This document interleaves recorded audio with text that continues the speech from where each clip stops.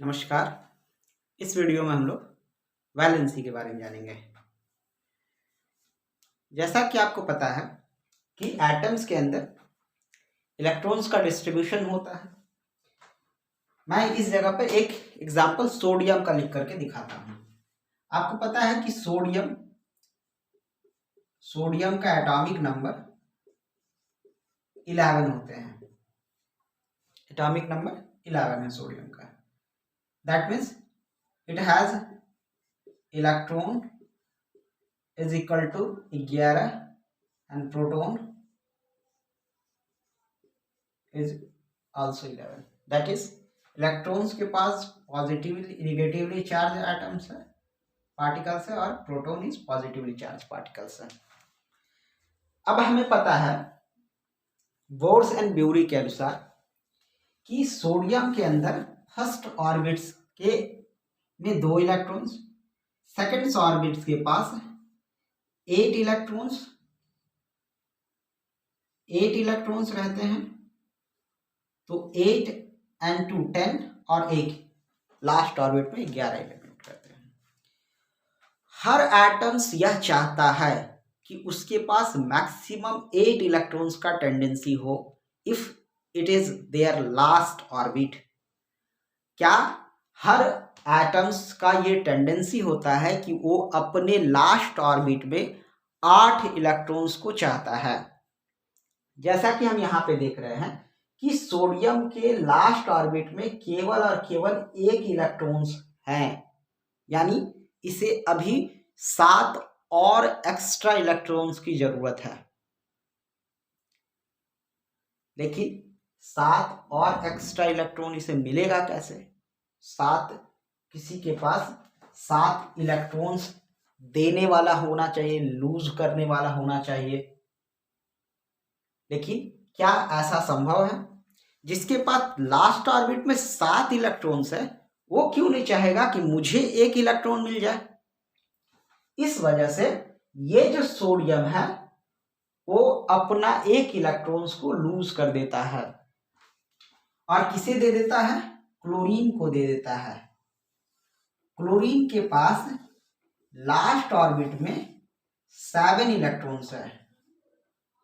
Chlorine के पास last orbit में 7 electron है, तो ये अपना 1 इलेक्ट्रॉन इसको दे देता है। क्यों? क्योंकि जब ये इसको अपना 1 ऑर्बिट इलेक्ट्रॉन दे देगा तो इसके लास्ट ऑर्बिट में ये 8 इलेक्ट्रॉन हो जाएंगे, क्योंकि इसके पास इलेक्ट्रॉन्स 17th है, प्रोटॉन्स 17th है, because it has atomic number 17। लेकिन जब ये एक एक्स्ट्रा इलेक्ट्रॉन गेन करता है बाय सोडियम से और सोडियम 1 इलेक्ट्रॉन लॉस करता है, तो अब सोडियम के पास इलेक्ट्रॉन की संख्या 10 हो जाएंगे और प्रोटॉन का संख्या 11 ही रहेंगे।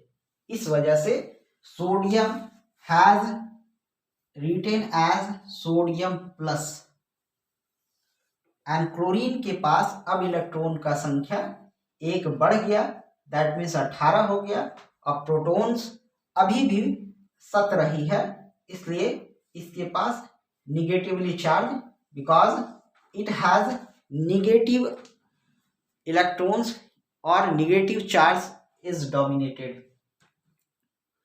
इस वजह से क्लोरीन के पास निगेटिव चार्ज आता है और पॉजिटिव चार्ज आता है सोडियम के पास, क्योंकि सोडियम ने 1 इलेक्ट्रॉन लॉस किया।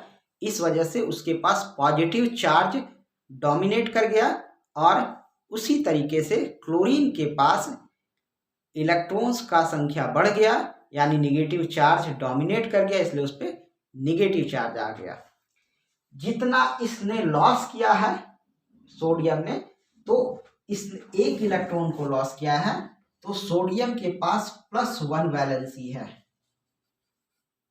और इसने 1 इलेक्ट्रॉन्स को गेन किया है, यानी क्लोरीन के पास -1 वैलेंसी है।